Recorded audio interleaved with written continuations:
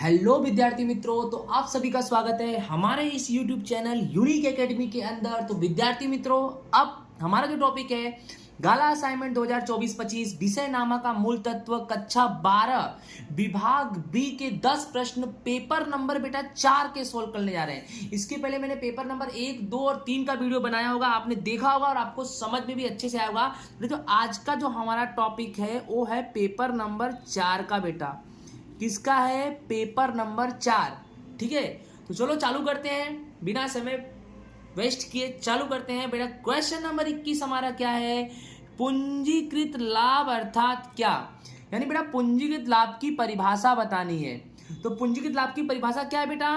औसत लाभ का सामान्य ऑब्लिक अपेक्षित मुआवजा के दर से तुलना करके जो पूंजीकृत कीमत ज्ञात करते हैं उसे पूंजीकृत लाभ कहते हैं। यानी बहुत आसान है कि औसत लाभ को सामान्य ऑब्लिक अपेक्षित मुआवजा की दर से तुलना करेंगे। तुलना का मतलब हुआ भाग देंगे, यानी औसत लाभ को सामान्य ऑब्लिक अपेक्षित मुआवजा की दर से भाग देंगे और साथ ही साथ गुणे 100 लगाएंगे। जो भी उत्तर मिलेगी, पूंजीकृत कीमत मिलेगी, वही पूंजीकृत लाभ होता है। तो बोलो, औसत लाभ को सामान्य ऑब्लिक अपेक्षित मुआवजा की दर से तुलना करेंगे। तुलना करने पे जो भी पूंजीकृत कीमत मिलेगी बेटा, वही हमारा क्या होगा? पूंजीकृत लाभ होगा। ठीक है, अब नेक्स्ट बेटा हमारा जो क्वेश्चन नंबर 22 है वो क्या है? पुनः मूल्यांकन खाते का लाभ या हानि कौन से खाते ले जाया जाता है? एकदम आसान है कि पुनः मूल्यांकन खाते का लाभ हानि साझेदारों के पूंजी खाते ले जाते हैं। आप प्रवेश निवृत्ति सोल्व करे हो, अगर पुनः मूल्यांकन खाते में लाभ होता है तो वह पूंजी खाते के जमा में जाता है, और अगर पुनः मूल्यांकन खाते में हानि होती है तो वह पूंजी खाते के उधार में जाता है, मतलब क्रॉस में जाता है। तो वही है, अगर लाभ हो तो पुराने साझेदारों के पूंजी खाते के कहां जाएगा? जमा में। और अगर हानि हो तो पुराने साझेदार के पूंजी खाते कहां जाएगा? उधार में। पुराने साझेदार बेटा, पुराने साझेदार के पूंजी खाते के उधार में। यानी लाभ हो तो पुराने साझेदारों के पूंजी खाता जमा, और हानि हो तो पुराने साझेदारों के पूंजी खाते उधार में। इसका लेखा करेंगे। ठीक है, क्वेश्चन नंबर 23 हमारा क्या है? कौन सी बाकी सभी, देखो सभी मैंने ऊपर लिख दिया है, कौन सी बाकी सभी साझेदारों के पुराने लाभ हानि के प्रमाण में जमा की जाती है? तो इसका उत्तर है बेटा, फिर से प्रश्न में बोल रहा हूं कि कौन सी ऐसी बाकी है जो सभी साझेदारों के पुराने लाभ हानि के प्रमाण में जमा की जाती है। तो ऐसी कौन कौन सी बाकी मैं बता दे रहा हूं। पहला नंबर है कारीगर अकस्मात मुआवजा फंड, दूसरा नंबर है लाभ हानि खाता का जमा शेष। याद रखना, लाभ हानि खाता कौन सा शेष? जमा शेष। और तीसरा नंबर है सामान्य अनामत। यानी ये ऐसी बाकियां हैं जो साझेदारों के पुराने लाभ हानि के प्रमाण में क्या किया जाता है? जमा किया जाता है। नेक्स्ट क्वेश्चन दोस्तों, 24वां नंबर क्या है? साझेदारी पेढ़ी का विसर्जन हो तब हिसाबी बही पर क्या असर होगा? तो बेटा सिंपल सी बात है, हिसाबी बही बंद कर दिए जाएंगे। अब आप बोलोगे क्यों सर? अरे भाई, साझेदारी पेढ़ी का ही विसर्जन हो गया, अर्थात धंधे का ही अंत हो गया। और जब धंधा नहीं तो चौपड़ा किस काम का यार? समझ में आया कि नहीं आया? तो हिसाबी बही बंद कर दिए जाएंगे भाई। नेक्स्ट क्वेश्चन नंबर 25 हमारा क्या है? किस प्रकार की साझेदारी में साझेदारों को नोटिस के द्वारा विसर्जन दिया जाता है? अर्थात ऐसी कौन सी साझेदारी है जिसमें साझेदारों का विसर्जन नोटिस के द्वारा दिया जाता है? तो कौन सी साझेदारी भैया? स्वैच्छिक, जिसमें स्वयं की इच्छा चलती है। अर्थात ऐसी साझेदारी में नोटिस देकर भी विसर्जन किया जा सकता है। नेक्स्ट हमारा क्वेश्चन नंबर 26 है, इसको थोड़ा समझना ध्यान से, और आईएमपी भी है। कंपनी धारा 2013 के अनुसार कंपनी कितने वर्ष की अवधि के डिबेंचर निर्गमित कर सकती है? कर सकते हैं। तो आंसर है कि 10 वर्ष से अधिक समय के डिबेंचर प्रकाशित नहीं कर सकती।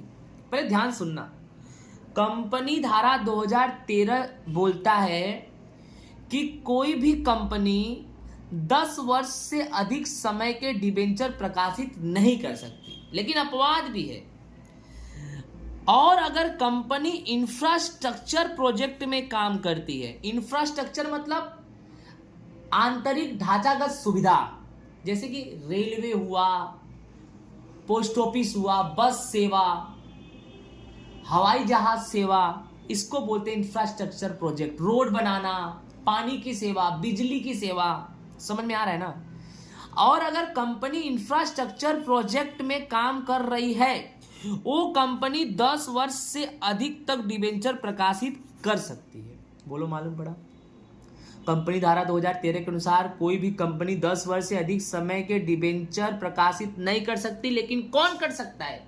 जो कंपनी इंफ्रास्ट्रक्चर प्रोजेक्ट में काम करती हो। ओके, और ये कंपनी 10 वर्ष से अधिक तक तो डिबेंचर प्रकाशित कर सकती ही है, और अगर उससे भी ज्यादा करना है तो कर सकती है, लेकिन कहां तक? 30 वर्ष तक। 30 वर्ष से ज्यादा नहीं भाई, लास्ट में लास्ट 30 वर्ष तक, उससे ज्यादा नहीं। ओके, अगर कंपनी चाहती है 10 वर्ष से भी ज्यादा तो। नेक्स्ट हमारा क्वेश्चन नंबर 27 क्या है? किन गुणोत्तरों के द्वारा कार्यक्षमता मापी जाती है? वैसे कौन से गुणोत्तर है जो कार्यक्षमता जिनके द्वारा मापी जाती है? तो पहला नंबर है स्टॉक टर्नओवर, दूसरा नंबर है कार्यशील पूंजी का टर्नओवर, तीसरा नंबर है देनदार का टर्नओवर, और चौथा नंबर है लेनदार का टर्नओवर। बेटा, यानी 4 प्रकार के ऐसे गुणोत्तर हैं जिनसे कार्यक्षमता मापी जाती है। नेक्स्ट हमारा क्वेश्चन क्या है कि अंशधारकों का फंड, फंड का मतलब होता है बेटा कोष, तो अंशधारकों का फंड या कोष किसे कहते हैं? तो बेटा यह मालिकी का फंड है। पहले अंशधारकों का फंड किसका फंड होता है? मालिकी का फंड। और इसमें क्या क्या आता है मालिकी के फंड में? इक्विटी अंश पूंजी आता है, अधिमान अंश पूंजी आता है, और लास्ट में अनामत और आधिक्य आता है। तो मालिकी के फंड अर्थात अंशधारकों के फंड में किन किन का समावेश होता है? इक्विटी अंश पूंजी 1, अधिमान अंश पूंजी 2, और बेटा अनामत और आधिक्य 3। ठीक है, उसके बाद हमारा क्वेश्चन नंबर 29 क्या है बेटा कि विनियोग प्रवृत्ति अर्थात क्या? अर्थात विनियोग प्रवृत्ति किसे बोलते हैं? आंसर है पक्की तलपट के संपत्ति पक्ष के व्यवहारों में से उद्भव होने वाली प्रवृत्तियां तथा दीर्घकाल की संपत्तियां और अन्य विनियोग की खरीद बिक्री की प्रवृत्तियां अर्थात विनियोग प्रवृत्ति। बहुत ही हार्ड है, ध्यान से पढ़ोगे समझोगे तो याद होगा। विनियोग प्रवृत्ति किसे बोलेंगे? पक्की तलपट में, ध्यान से समझना। विनियोग प्रवृत्ति का मतलब कहां? पक्की तलपट में। कौन से पक्ष में? संपत्ति पक्ष में। जितने भी व्यवहार हैं उसमें से उद्भव होने वाली सभी प्रवृत्तियां, यानी पक्की तलपट के संपत्ति पक्ष के व्यवहार में उद्भव होने वाली सभी प्रवृत्तियां और दीर्घकाल की संपत्तियां और अन्य विनियोग की भी जो खरीदी बिक्री हो रही है, ऐसी सभी प्रवृत्तियां विनियोग की प्रवृत्तियां कहलाती हैं। लास्ट हमारा क्वेश्चन है बेटा परिचालन में से उद्भव रोकड़ प्रवाह अर्थात क्या? तो बेटा इसका आंसर है परिचालन में से उद्भव रोकड़ प्रवाह अर्थात व्यवसायिक इकाई का दिन प्रतिदिन उत्पन्न होने वाला रोकड़ प्रवाह। अर्थात जो रोकड़ प्रवाह व्यवसायिक इकाई के अंदर दिन प्रतिदिन उत्पन्न होते हो, ऐसे सभी रोकड़ प्रवाह को परिचालन में से उद्भव हुआ रोकड़ प्रवाह कहते हैं। तो इसी के साथ बच्चों हमारा गाला असाइनमेंट का पेपर नंबर 4 कक्षा 12 नामा का मूल तत्व विभाग नंबर बी के 10 प्रश्न भी पूरे होते हैं। राधे राधे।